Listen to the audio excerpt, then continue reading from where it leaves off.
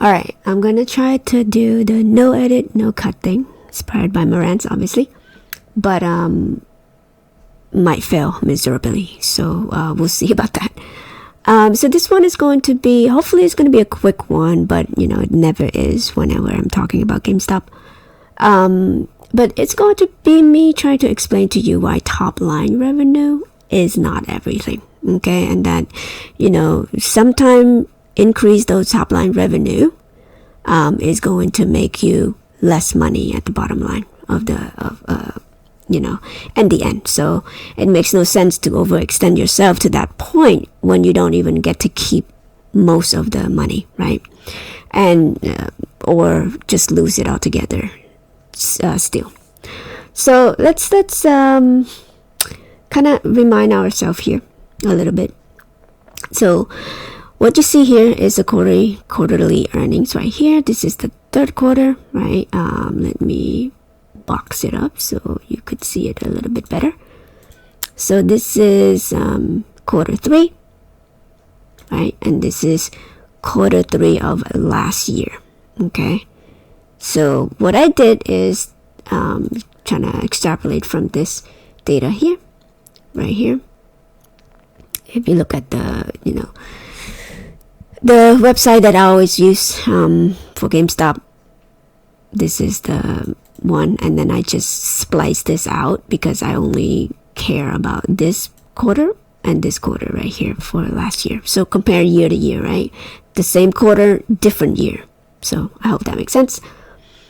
And in the meantime, let's play DFV here. This is the guy who started the whole thing, but I'm not gonna play the sounds. I just want his video to play there just for your entertainment. Anyway, so let's get to this real quick. Again, hopefully it's going to be quick enough, and this explanation will make sense to you. Again, I can't promise I won't cut anything, so it might I might fall flat on my face, so it might be entertaining to you too. Alright, so if you look at the revenue right here, right, of course, everybody would tell you, oh, they're down 9%, therefore, nail in the coffin. Well, let's go through it real quick, shall we? So, yes, they lost $100 million. So let's say $100 million right there that they have, right?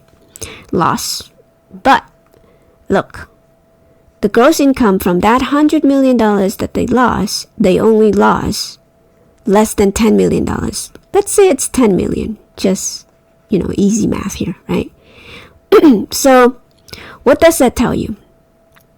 It tells you that for GameStop to expand themselves, okay, to $100 million, they only get to keep $10 million gross. And this is before anything else being deducted, okay? The gross, only 10 million. But guess what? Look at the expenses, right? Right here.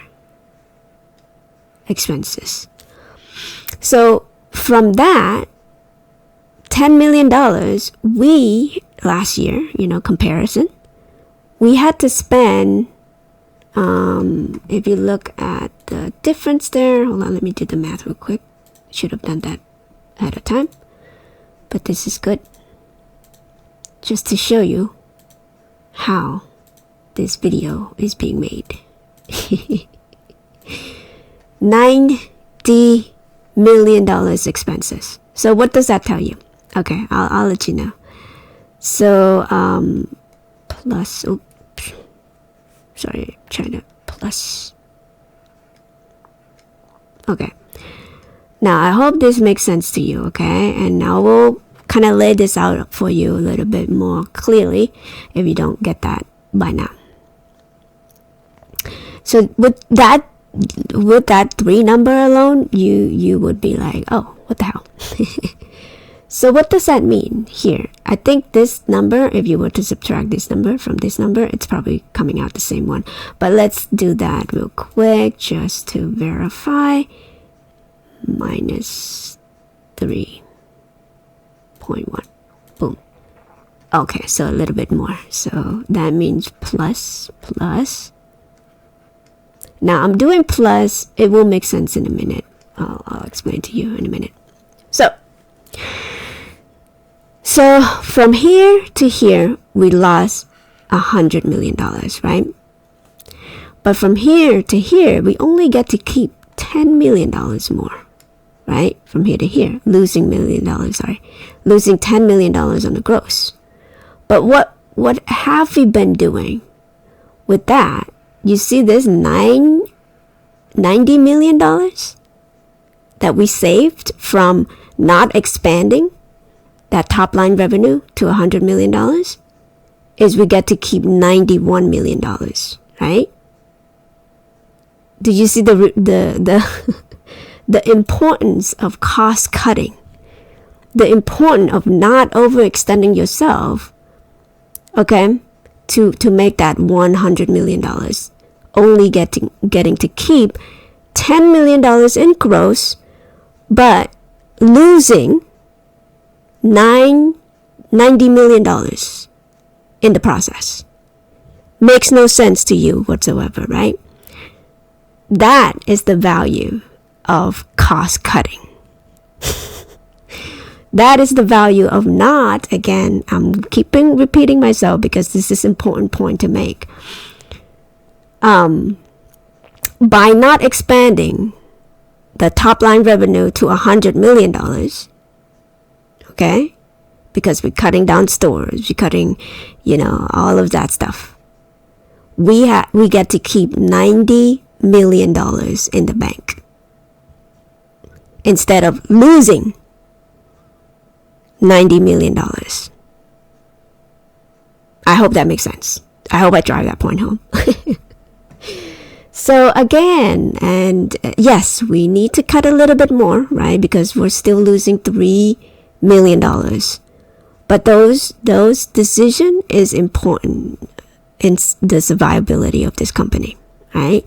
And of course, when you are able to survive in this environment, you will be able to thrive later on when the economy is good again. So, yeah, that's all I have. I hope that's explained things. Let me know if this makes sense to you whatsoever. So again, we did this for the betterment of the company because by not expanding the $100 million up top and only get to keep $10 million, we get to keep $90 million more.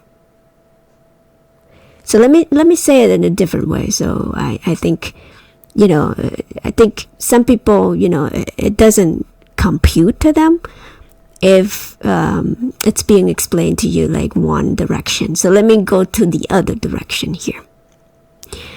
So before, if let's say we have the store, the whatever, in order to sell $100 million more, right? We only get to keep 10 million. But guess what? We're losing $91 million in the process because of those stores, because of those lights, because of those employees, because of those whatever, right? So in essence, it doesn't serve you at all to expand $100 million worth of top line revenue, right? You could say, hey, because of the inflation, because of the economy, not everybody has the money to spend, right? So that is all the more reason why we shouldn't be overextending ourselves to make that $100 million on the top line revenue, but lose $91 million in the process. Okay? So this is paramount. Okay, this is the smart move.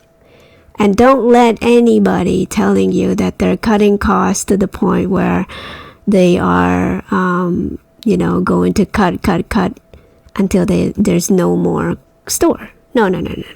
At some point they're going to stop cutting and thriving again. So in order to do that, you need to make it manageable. Okay, where can we expand from here in order to make sense, in order to make our profit margin a lot more, right? In terms of the e-commerce business, right? Now the investment part of it, it's another tier of growth that we could, technically own a different company, own a, different sector of the company. Those are speculative, until we see the filing, what GameStop bought, what leadership thinks is going to be the best opportunity. We're just gonna watch and see. But for the e-commerce part of it, to say that this retail is dead, it's nothing further from the truth here. Alright, so that's all I have for this one. 10 minutes. I think it's sufficient to hopefully kind of drive the point home here. But yeah, if you have any question, write the comment down below. Okay, bye.